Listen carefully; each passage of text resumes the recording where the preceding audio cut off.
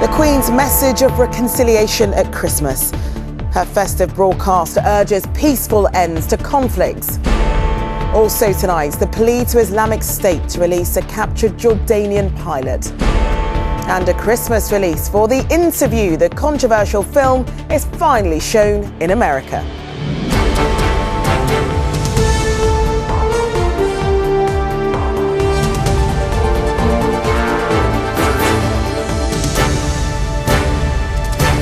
This is ITV News with Charlene White.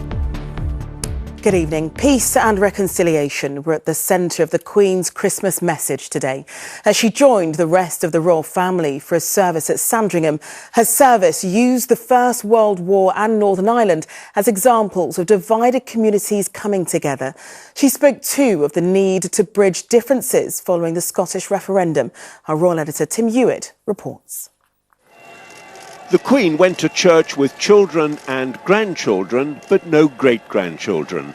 The Duke and Duchess of Cambridge left Prince George behind at their country house on the Sandringham estate. If the hundreds of well-wishers who turned out were disappointed, many of them had a chance to chat with William and Kate as they mingled with crowds outside the church. Prince Charles's wife, the Duchess of Cornwall, was also absent. She's injured her back. The Queen regards Christmas Day as a time for reflection as much as celebration. In a year that marked the 100th anniversary of the beginning of the First World War, the Queen's theme was reconciliation. Reconciliation is the peaceful end to conflict. The ceramic poppies at the Tower of London drew millions. And the only possible reaction to seeing them and walking among them was silence. And she recalled her visit in June to Belfast's old Crumlin Road jail. What was once a prison during the Troubles is now a place of hope and fresh purpose. A reminder of what is possible when people reach out to one another. She praised the spirit of the Commonwealth Games and the Invictus Games, and the bravery of those who have gone to Africa to help the victims of Ebola. And she reflected on September's Scottish referendum. In Scotland, after the referendum, many felt great disappointment, while others felt great relief. And bridging these differences will take time. But it was the events of Christmas 1914 and the brief truce between British and German troops that most visibly moved the Queen. On that chilly Christmas Eve in 1914, many of the German forces sang Silent Night, its haunting melody inching across the line.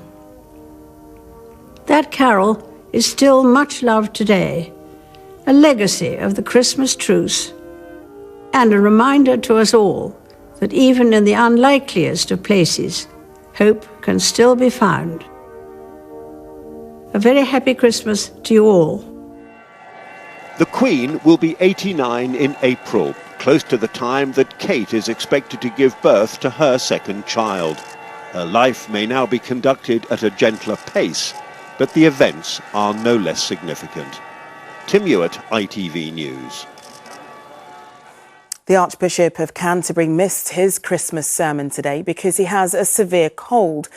Justin Welby's spokesman said he had been trying to shake off the illness for several weeks. His speech was released as a statement instead. In his place, the Dean of Canterbury delivered a homily at the service. Meanwhile, Pope Francis condemned the brutal persecution of minorities by Islamic State insurgents in his Christmas message. Tens of thousands of people were in St. Peter's Square to hear the Pope urge people not to be indifferent to the suffering of so many around the world. The family of a Jordanian pilot who's been captured in Syria by Islamic State militants have appealed for his release. His plane came down yesterday whilst on a coalition bombing mission targeting IS fighters. There has been no contact with his captors since he was taken. Duncan Golestani has the latest. The family of First Lieutenant Muath Al-Kasasbeh can only wait to find out what is happening to their son and brother. They know who he is with, Islamic State fighters. The Jordanian pilot photographed dazed and bloodied after being captured during a bombing mission. With no more information, the 27-year-old's family have asked he be shown hospitality, reminding the group he is also a Muslim. Now he is in their hands. I do not want to describe him as a hostage. He is a guest among brothers of ours in Syria's Islamic State. I ask them in the name of God to receive him as a guest and treat him well. It is a hopeful plea to an organisation which revels in brutality. Islamic State now have their first coalition captive. They claim to have downed the Jordanians' plane with a missile. The US military say that's not true, instead calling it a crash.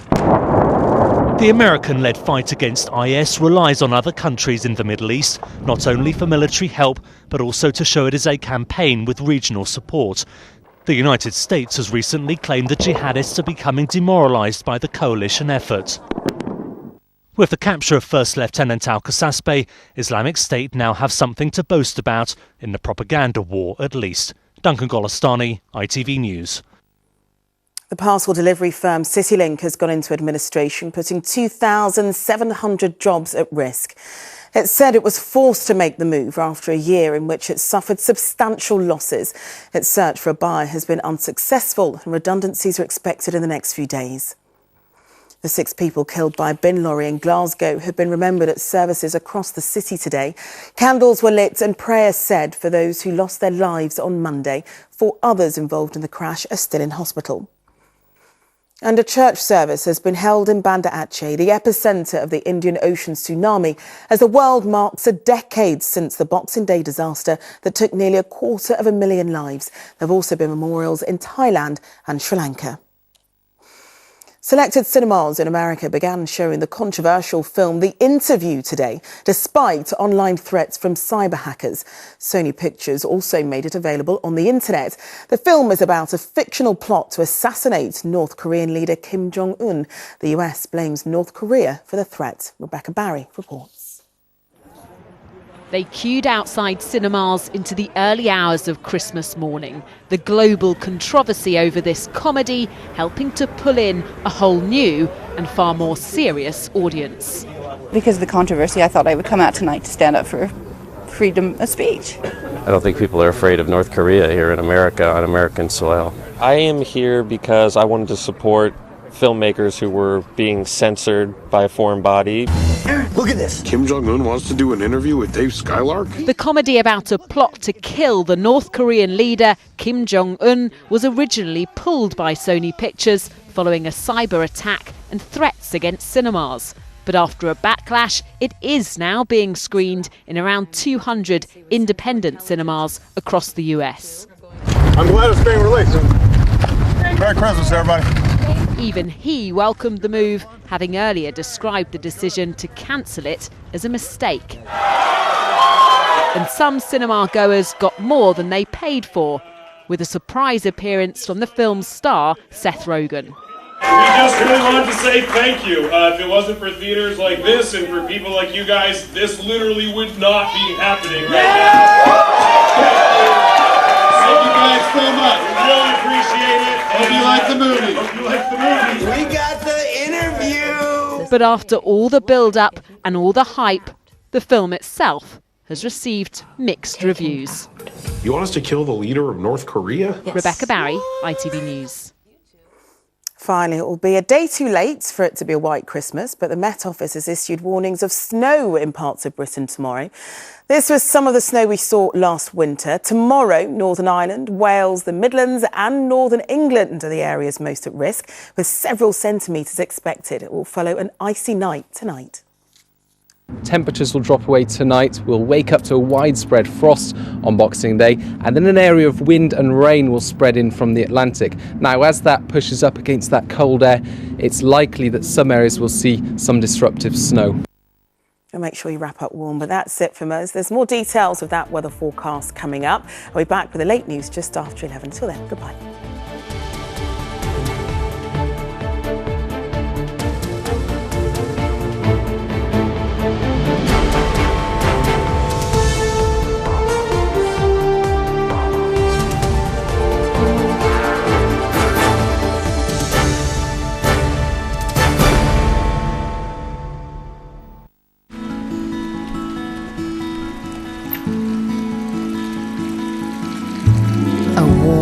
outlook.